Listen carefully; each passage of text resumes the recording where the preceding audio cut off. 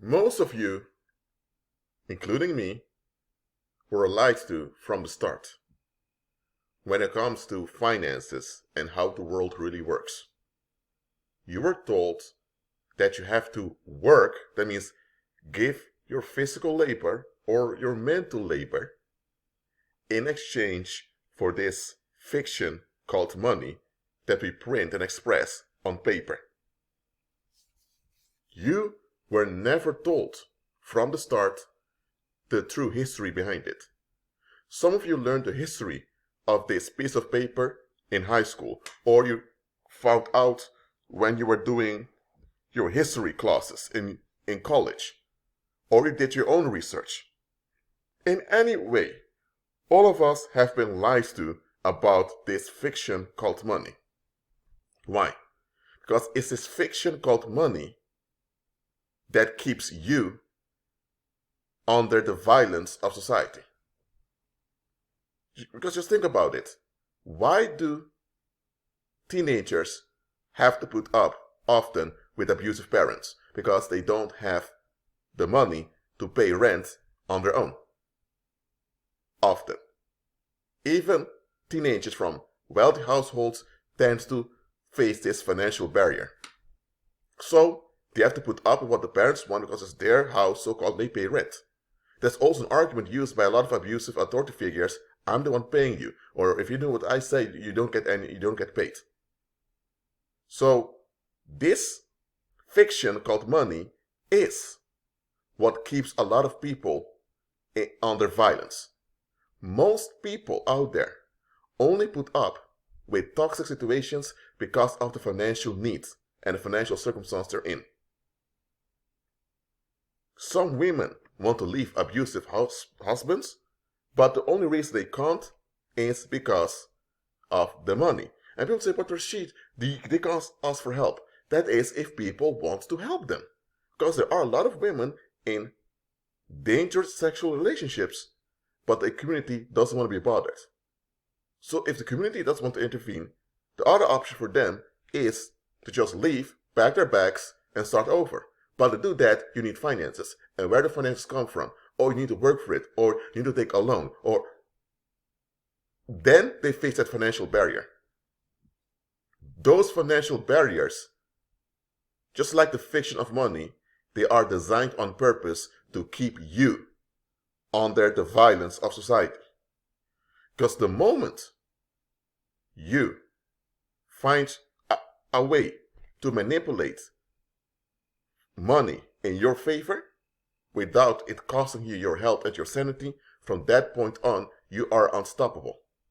And from that point on, you can walk away from any situation that's a compromise for your well-being. But as long as you have not overcome financial barriers, you have no choice but to put up with some type of compromise to your own well-being.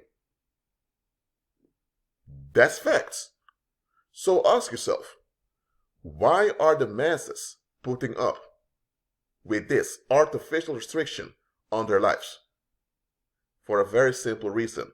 Fallen mankind is only interested in escaping, that's relief, or escalating. That is, when they can't escape, they'll escalate. So fallen mankind just wants to escape challenges in life, and fallen mankind, when they can't escape a challenge, they want a victim to escalate on. So fallen mankind is not interested in solutions. Fallen mankind sees that the fiction of money is practical in arranging transactions of goods and services, so they get along with it. And there's nothing wrong with the fiction of money in itself when it comes to exchanging goods and services. But why is this fiction designed in such a way that has to cost you your life for you to obtain it?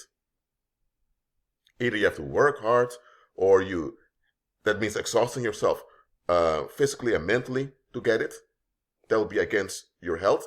Or you have to be from a wealthy household and you need to inherit the money. But even then, when you get inheritance, the taxation service come after you. And to inherit the money, you need to wait till someone else dies. Or you need to join some criminal gang, do some criminal activity to scam people out of their money or to take it from others, or you need to sell your soul, and then demons generate the cash flow for you, or you take a business loan but you have to pay it back and then they want something from you. People often don't ask, why is this fiction called money designed in such a way that you're always subjected to some type of violence? It is because that's what money is designed for. Now, look, I said that there was nothing wrong with the fiction of money when it comes to exchanging goods and services. Let me clarify that. Money is currency in practice. Currency is what you use to exchange goods and services. If you have a community where people exchange natural goods, then natural goods are the currencies. But in an economy where they use a monetary system, for example, American dollars, then American dollars are money in a territory where they use American dollars. Australian dollars are currency in the United States, but they're money in Australia. Euros are money in Europe and currency everywhere else. It's only money when you can use it in practice. So currency, there's nothing wrong with currency. Okay? But money is a type of currency that's based on emotional attachment. People have to be emotionally invested in that piece of paper for it to be real. Why, if you come now with Dutch guilders, nobody looks at it? Because there's no practical use for Dutch guilders anymore. Before the year 2002, Dutch guilders used to be the currency of the Netherlands. Now, the Netherlands uses the euro. So now, if you come with Dutch guilders, it's just a piece of paper. So money depends on the emotional investment of the masses. So here's what it comes down to. In order to keep you in a weakened, wounded state, society needs you to be dependent on its approval. And society's approval is expressed in money. And in order to get this approval, you need to worship society. So society wants your worship, and in exchange, they give you permission to exist in the form of allowing you to have a job, or allowing you to make that six-figure income, or allowing you to be at ease. Because society is arranged in such a way that if you don't have this fiction called money, you won't survive. You won't be able to eat, you won't be able to afford anything, and you'll likely die homeless on the streets. And people are not informed about the spirituality about money. Because if people are aware about the spirituality behind money, they would be able to use that leverage to manipulate cash flows spiritually. But you're not told that either. So you have been set up from birth to be subjected to the violence of society through this fiction called money, by withholding the reality of why this fiction was created to begin with. Money is a fiction that fallen mankind created to keep each other under violence. Money is a fiction fallen mankind holds onto to sabotage one another. Now, money can be used as a tool for practical and good purposes. For example, if you have a cousin who's about to be kicked out of his house because the building is being demolished, you can pick up some cash from your savings account and help him out. Or if you have some cash and you want to start a school that teaches things in a Christ-centered way, you can do it. So money can be used or manipulated to do good things. But that's not the purpose of its existence. The purpose of money, from a sociological and anthropological point of view, is to control other people. That is what it's meant to do. Think about this. If there is too little, or if there is an economic crisis, what do central banks often do? They print more of the currency. For example, let's say there is an economic recession in Australia. Okay? What can happen is that whoever arranges the printing of money in Australia can print a few $100 million more Australian dollars. And by doing that, they can now finance more projects in Australia. By doing this, the currency, Australian dollars, will lose its value because there's more of it. But once the projects are started, they can now destroy some of the currency they've printed, and then the economy is recovered. So inflation and deflation is used as a tool to regulate economies, to keep things in balance. If that is the case, how come that there are still ghettos out there? How come there's still poverty in the world? It is because it's designed to do this. So understand the following, Saint. Anytime you awaken to the truth about money, anytime you awaken about your leverage as a spirit being when it comes to finances, expect retaliation to come your way. Maybe someone is not a believer. Maybe they don't follow Christ. Maybe they're just a worldling. But they figure out that, hold on a minute, all those banks and central banks, they worship Greek gods. They use Greek gods as their symbols. So even this unbeliever realizes, hold on a minute, so there is some spiritual power behind it. And this individual thinks, you know what? I'm not into voodoo, hoodoo, Santeria, or any of those pagan stuff, but you know what? Let me do a money ritual with some candles once, just for fun. And let's say this unbeliever does it, and it works. He ends up getting jobs quicker. He ends up having people just randomly give him money to him, or he randomly begins to find people, purses that people lost on the streets. So things are set in motion in circumstances, and money flows easily towards him. So instead of him having to worry, do I work enough? Do I have a job? He's at ease. He just commands money to come to him. Now, this guy doesn't tell anyone what he figured out, because he's smart enough to realize that people are either not going to believe him, or people are going to set him up and saying you're lying or whatever, so that he keeps his mouth shut. But look at this. The fact alone that he's aware that he can manipulate cash flows as a spirit being, this alone gives him some ease. Because before that, he used to be stressed out. Before that, it used to be like this. If I don't have cash, I'll die. How do I get cash? By getting a job, having income. How do I get a job? By being employed. I can only be employed if people want me there. So if I don't do what others want, if I don't reflect other people's expectations, they won't hire me. People don't want anything to do with me, and then I'm in trouble. Because here's the thing. It's designed in such a way that you need to work to get the money, right? Or you need to get a loan somewhere. And who are the ones giving you the job? Who are the ones giving you the loan? Other people. And those other people are dependent on their reputation. So you're stuck in having to give in to the expectations of others, or else you will likely die. And that's the threat on your life that you were placed under since the day you were born by society. And this guy who figured out that he can manipulate cash flows, he used to be under this threat. Now that his understanding has increased, he's more at peace. When he walks around, people can even sense he's more at peace. And people are going to think, why is Joey, let's say his name is Joey, why is Joey so relaxed?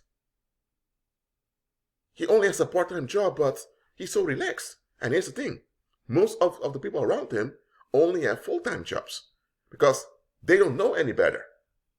Their reality is, if I don't work, I don't eat, and if I'm on welfare, I'm restricted, and people are going to look down on me, so they are stuck in having to give in to society's expectations.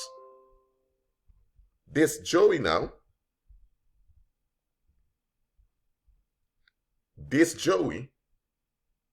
has a leverage, and he's more at ease. And because he's more at ease, he's not going to push himself to work extra hours and all of that.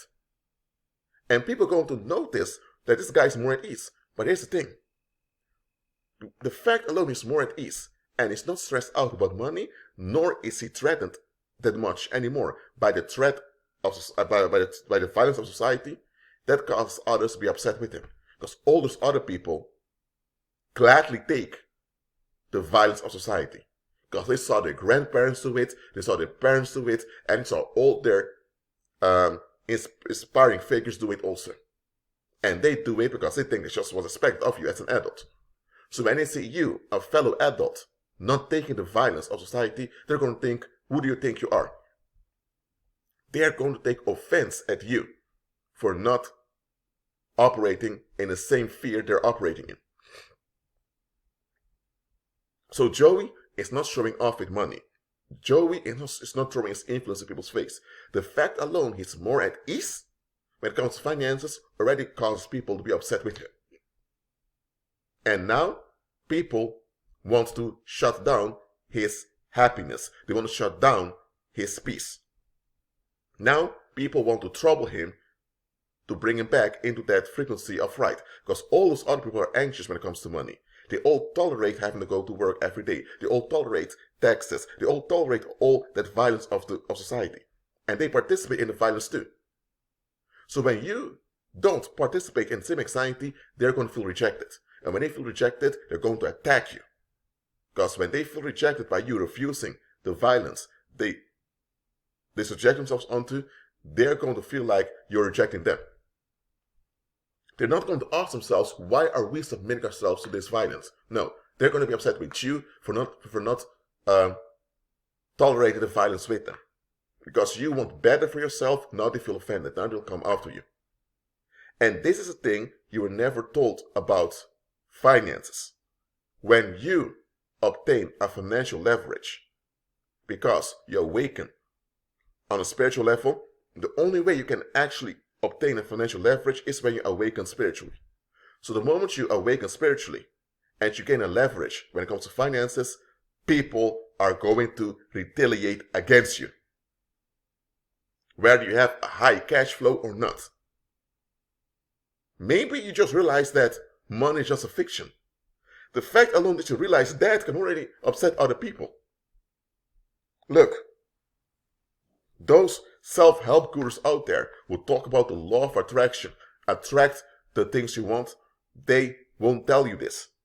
And that shows you that they are false teachers. That shows you that they are sent by Satan, because they never inform you about what you will encounter the moment you spiritually awaken to this thing called money.